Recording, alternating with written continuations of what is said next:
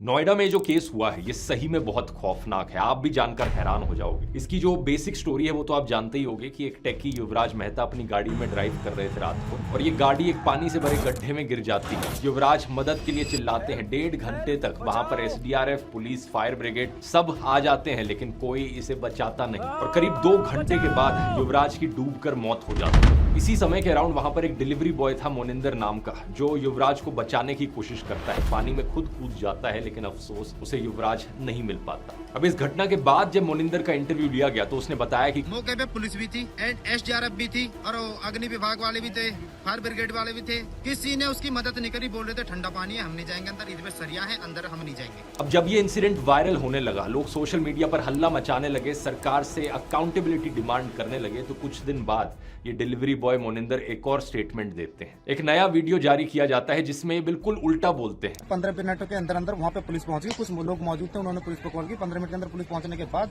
कुछ देर बाद ही SDRF, NDRF, fire brigade सब ही समय पर पहुंच चुके थे। उन्होंने पूरी मशक्कत के बाद लगभग कुछ समय बाद ही उसे बहुत जल्दी रेस्क्यू कर लिया था लड़के को। अब आप सोचोगे आखिर सच क्या है। मोनिंदर से जब एक और बार फिर पूछा गया तो उसने फाइनली हिम्मत जुटाकर हिंदुस्तान टाइम्स को सारा सच बता दिया। उसने बताया कि कैसे पुलिस ने उसे थाने बुलाया है, एक स्क्रिप्ट दी और जबरदस्ती पुलिस के फेवर में वीडियो रिकॉर्ड उससे करवाया गया। पुलिस ने उसे 4.5 घंटे तक पार्क में बिठाकर रखा था और धमकाते हुए कहा था 5-10 दिन के लिए गायब हो जा, केस तो 2-3 दिन में मीडिया से हट ही जाएगा लेकिन तू तो यहीं रहता है। सोचकर देखो दोस्तों, सरकार एक तो कितनी निकम्मी है कि बेसिक फैसिलिटीज तक सिटीजंस को नहीं प्रोवाइड कर पा रही है, और दूसरा जब सच सामने आता है तो गुंडों की तरह बिहेव करते हैं सच को दबाने के लिए। मैं आपको बता दूं, जिस सड़क पर युवराज ड्राइव कर रहे थे उस सड़क का डिजाइन देखो, ऐसे 90 डिग्री के एंगल पर कहीं किसी डेवलप्ड कंट्री में आपको कोई सड़क नहीं दिखेगी। पहले तो इतने घटिया तरीके से एक सड़क बनाई गई, दूसरा कोई बैरियर तक नहीं लगाया गया, और तीसरा जब मदद की जरूरत थी ना तो वहां की एडमिनिस्ट्रेशन, पुलिस या फायर ब्रिगेड के पास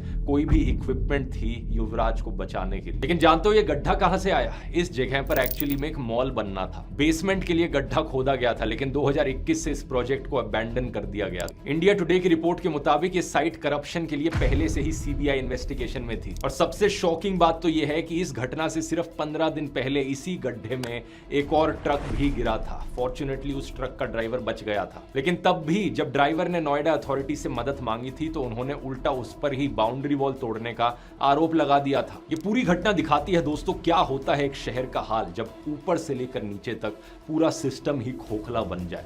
नोएडा में बीजेपी की ट्रिपल इंजन सरकार है, ऊपर से लेकर नीचे तक सब कुछ बीजेपी के कंट्रोल में है। यहां तक कि नोएडा की डीएम पता है कौन है? ज्ञानेश कुमार की बेटी।